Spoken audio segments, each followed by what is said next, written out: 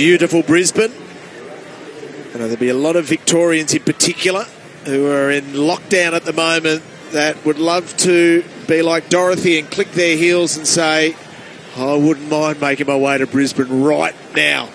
Katie Martin's in the middle. She's got the keeper's gloves on. And she's about to receive a delivery from Leah Tahuhu, one of the fastest bowlers in the world. And striked through the covers for 4.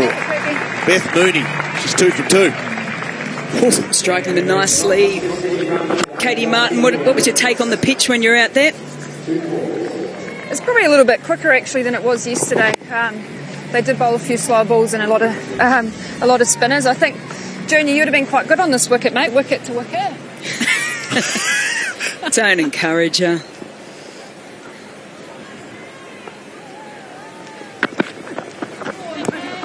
Was hoping to call your name a little earlier in the innings. Was hoping to call your name a little earlier in the innings. Marto out in the middle. I was disappointed to see you slip down the order. Well, I think they wanted my fast running at the back end, so I'm not sure that eventuated. No, I think we just wanted a bit of impetus through the middle and come in and finish it off, but it didn't happen.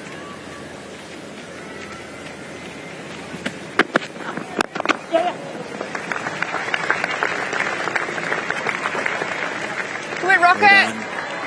Saves the boundary. Get it in. Katie, it was a quick turnaround. What was the chats from the coach and the leadership group overnight? Yeah, we got a bit of a stern talking to in the change room afterwards. We just felt like we didn't really give it a shot, to be honest, and let the run rate get away from us, and probably should have been chasing 115, 120. So that's probably the disappointing part. It's not often you get Australia out for 130 odd, and we should have won that game in the end.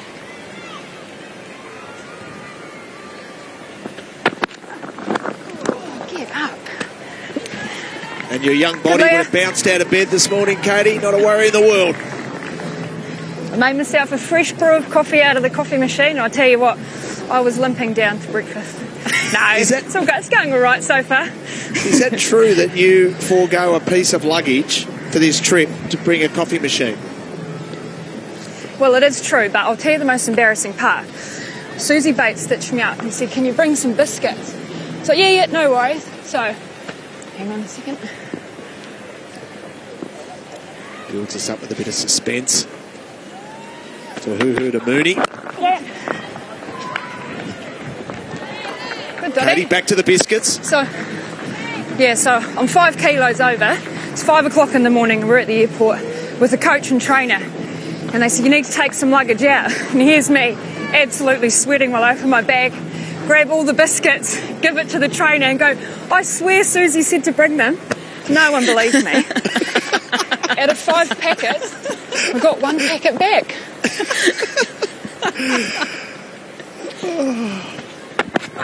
Oh, yes, nice. I like that. Talk us through the biscuits. Come on. All the same type or a variety of Tim Tams? Yeah. Toffee.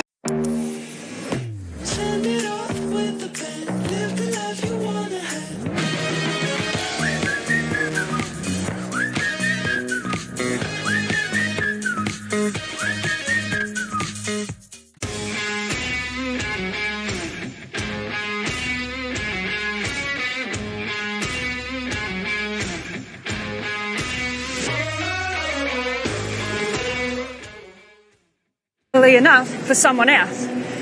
And so Susie doesn't do much for herself.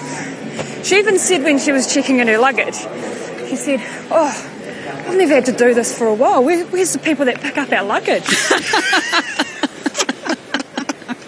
Oh, great. Oh. So, mate, if you're Susie's banker, who's your banker? Well, Maddie Green, because our cafe is actually called Martin and Green. Emma's off the tongue pretty nicely. But then Maddie also doesn't get me coffee, so I'm a bit of a lone soldier, June, I tell you. What's your go-to order? Latte. Oh, that's gone. Oh, to the boundary. Nice shape by Divine. Great shape, mate. Yeah, thank you, Katie. But whipped away. I can take care of this comms if you need. Yeah, that's fine. You just keep going if you don't mind. I'll tell you what, though. Grace Harris was sitting above us yesterday. She did not stop talking. And you're surprised? No, wasn't surprised. Quality banter? Well, hard to say. I've got a bit of a niche banter, and I'm not sure if that was it, but, each to their own. I wouldn't mind seeing her in first slip and you in keeping. That could be interesting. Both mic'd up. Oh. Geez, neither of us would get a word in, would we? And Mooney at the moment seeing the ball well. And that one through the gate here. Divine to Mooney. Running. Keep attacking, girls. Come on. Marto, talk us through Sophie Devine and her bowling. I thought she was brilliant yesterday in reading the pitch and, bowled it hard into the pitch, used cutter. She looks as if she's looking for a little bit of swing early doors today. Yeah, there's a little bit of breeze going away towards the Matthew Hayden stand. I think she'll be looking to try and target this front pad here, hopefully one that just sort of slides back in, but she's brilliant. She's an X factor for us.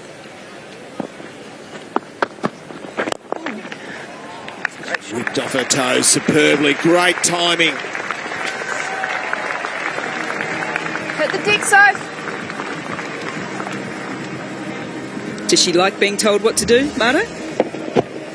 Oh, definitely not. We had a chat last night, actually. I said, do you need anything more or less from me? And she just nodded, and I thought, okay, that's nothing. Don't say anything.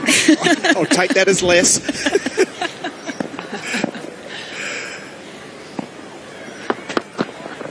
Oh, no. Oh, gets the outside edge. Oh, nice.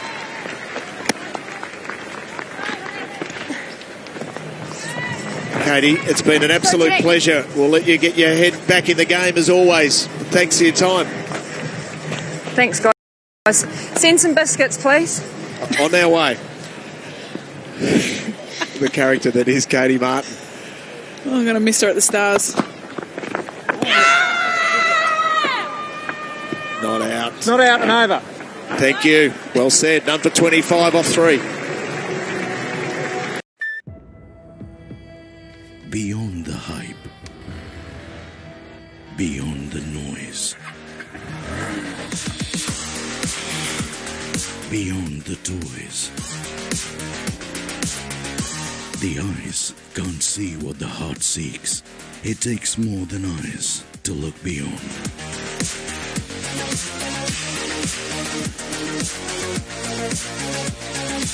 Look beyond.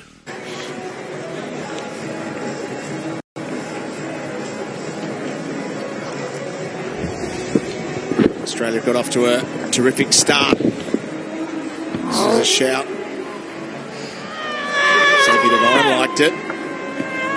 It's not out and over. So 25 off 18 this partnership. So Devine goes to her smash sister, Susie Bates, to see if she can get a breakthrough here.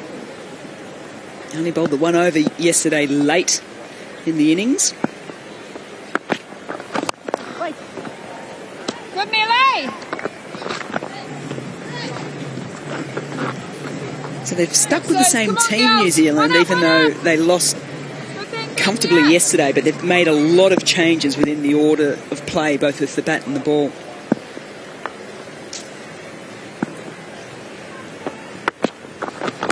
Yes, down, Donnie. Beautifully placed, made herself some room and capitalised on it. Let it go. Mel, with the squad that they've got, what change would you have made? Was there a switch that you would have made? I think they would have certainly talked about bringing more spin in. The fact that they can only turn to Amelia Kerr, who is a world-class bowler at 18 years of age, but at the same point in time, her performances against Australia haven't been great. So she was wicketless yesterday. The Australians feel comfortable against her.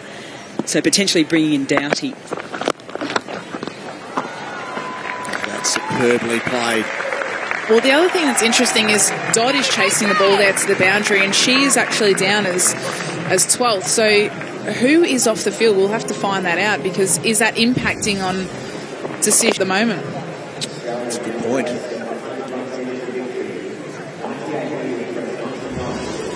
So this partnership is 31 off 21, and suddenly New Zealand are in big risk here of this getting away from them early. Got the most experienced players, but being hammered by Healy at the moment. She is just ready to launch. And this is the big difference, isn't it? She's gone leg side on 2 occasions and used just a touch to get through the offside. She's gone leg side again. Ball's followed her into her wheelhouse, and she's just gone with the shot as well. And that's the difference at the moment between the way in which the Australians are playing in comparison to the way in which the New Zealanders were batting. What will Bates do? She lofts into the gap, and a couple of bounces over the rope, inside out. She is showing all the strokes in this over. Well, it's a beautiful shot from Healy, but she's given herself a chance on this wicket. So only in the last 2 deliveries has she gone aerial, whereas earlier in the game yesterday she went aerial a lot earlier. So she's given herself a chance. She knows how the pitch is playing. She's picking up the slow balls of Bates really effectively.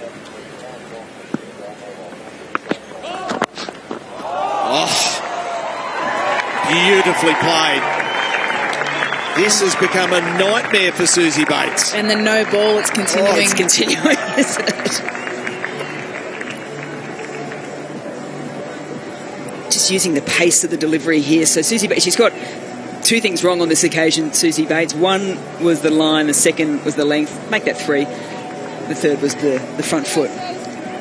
So now what does she do here? Well, she can't change the field because she's still bowling to Elisa Healy. She's got 2 out on the leg side. So you would think she would perhaps look to come wide of the crease and nail in a Yorker. I don't think she can go slow ball again. I think Elisa Healy's picking up far too easily and really starting to get a hold of it. So what does Elisa Healy do? How does she set herself? She might give herself a little bit of room here to go through the offside. 21 off the over, 1 to come. It goes straight and out. But, of course, it was the free hit. Look at Midge. She just shakes her head. None for 47 off 4. What an over for Australia. 22.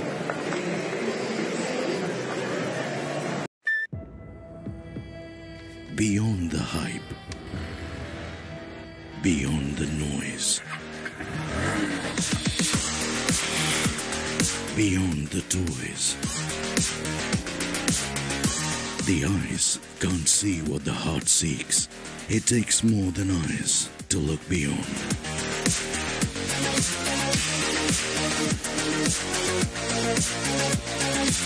Look beyond.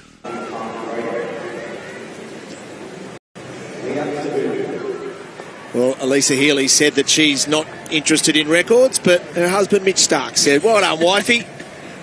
Brilliant performance going past MS Dhoni, most successful wicketkeeper in T20 international cricket. And she's putting on a clinic now with the bat.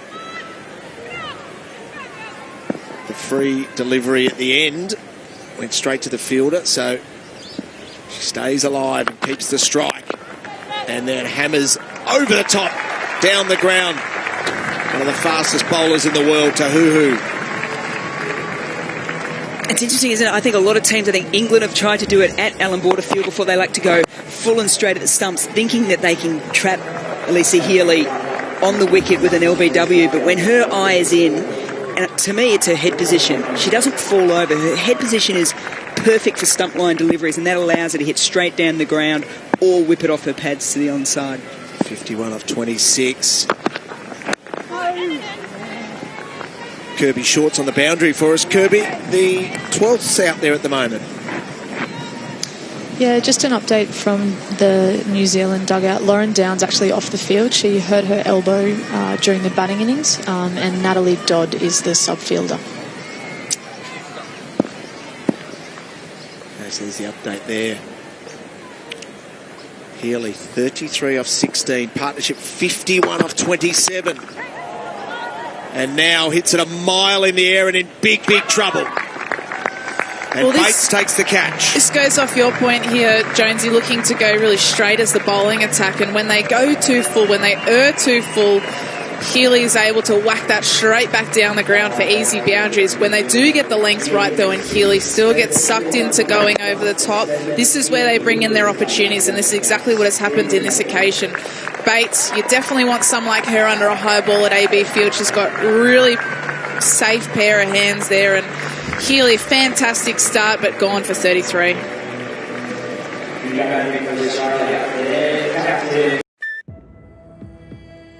Beyond the hype, beyond the noise, beyond the toys. The eyes can't see what the heart seeks. It takes more than eyes to look beyond.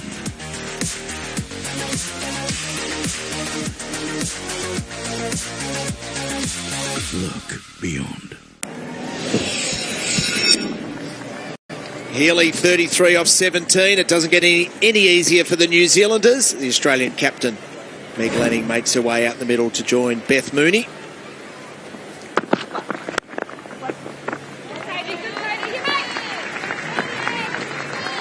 She continues to hit the middle of the bat, Mooney. She does. She's taken a back seat, I suppose, to Healy, but this is what she does really well, because she's striking the ball really well herself, going at 133. So fortunately, this is for the Australians why Meg Lanning is out there. Healy being deceived slightly by the length there from Tahuhu. But the thing I love about Healy... How easy was that? Beautifully helped on its way, wasn't it? But the thing I love about Healy is that she's really unselfish in her approach to batting. And even though the Australians are chasing down a relatively low total, she still goes out there and plays her way. And her idea is to still get the Australians in front. Keep going, keep going. She doesn't need to just knock it around and finish the innings with a little bit of red ink next to her name. She's always looking to take the game on and put the Australians in front every single time that she's out there in the middle. And New Zealand had 13 boundaries in their entire innings. To emphasise your point, Australia had already got 10.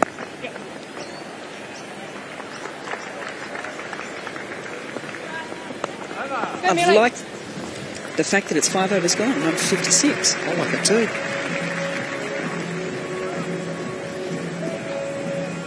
DuPont is knowingly poisoning 70,000 local residents for the last 40 years. Our government is captive to DuPont. They're trying to force you to make me stop. To see the direction of those shorter balls being in an area that asks a few more questions of the Australian batters. What do you like, Junior?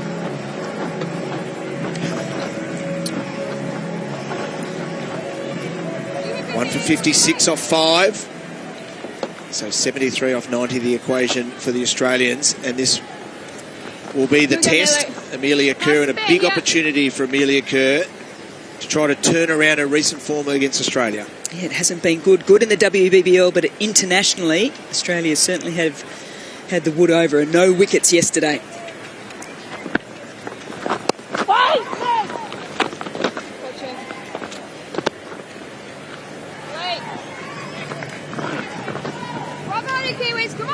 This is the difference, isn't it? This is why it's tough playing against Australia, because you've got batter after a batter after a batter, applied pressure consistently. Yep. Good hunting. And good balls that Amelia Kerr bowls against other teams might be dot balls, or against Australia they can either work it for a single or they can find a boundary.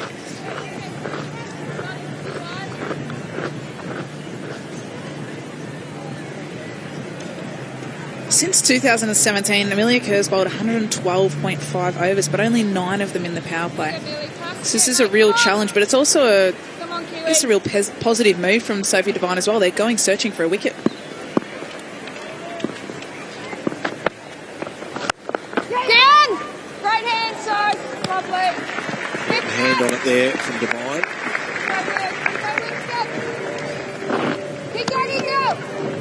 And a little bit of it also, I think, is they probably think Amelia Kerr in the past has got Meg Lanning out, and even if it is just once or twice, it's not like a long stretch like a Bates v Perry kind of situation.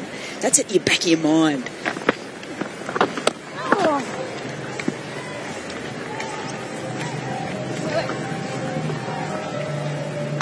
Day out there, and we see those flushed cheeks of Beth Mooney. We've seen it in the past. She can feel the heat at times.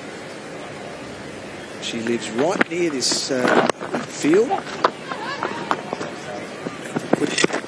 There's more run.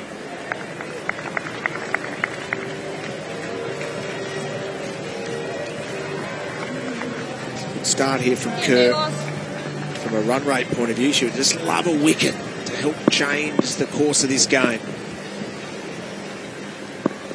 The Australian captain would be the perfect one. It's Kerr to Lanning. Go, Johnny. It's away with one there. Short down leg side. End of the over. 6 overs complete. 1 for 60. जो plane हमें मिला है वो 35 साल पहले Kolkata airport से उड़ा था। अब सवाल ये है कि इन 35 सालों में ये प्लेन था कहाँ? मैं बस इतना जानना चाहता हूँ, इसे टाइम ट्रैवल की तरह स्टेज क्यों किया जा रहा है? स्टेज नहीं किया जा रहा है शांतनु, ये टाइम ट्रैवल है। JL50 streaming now on Sony Live. 69 needed from 84 deliveries. They've still got 9 wickets in the shed. They're out of the power play now. They can milk things.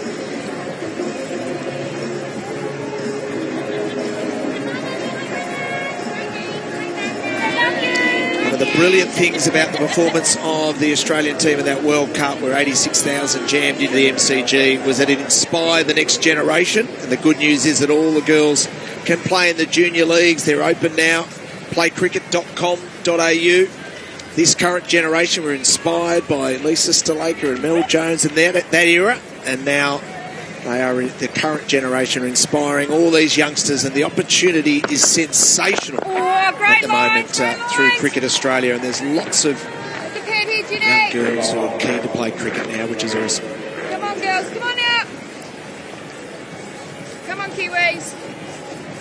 Another one up here, girls, come on.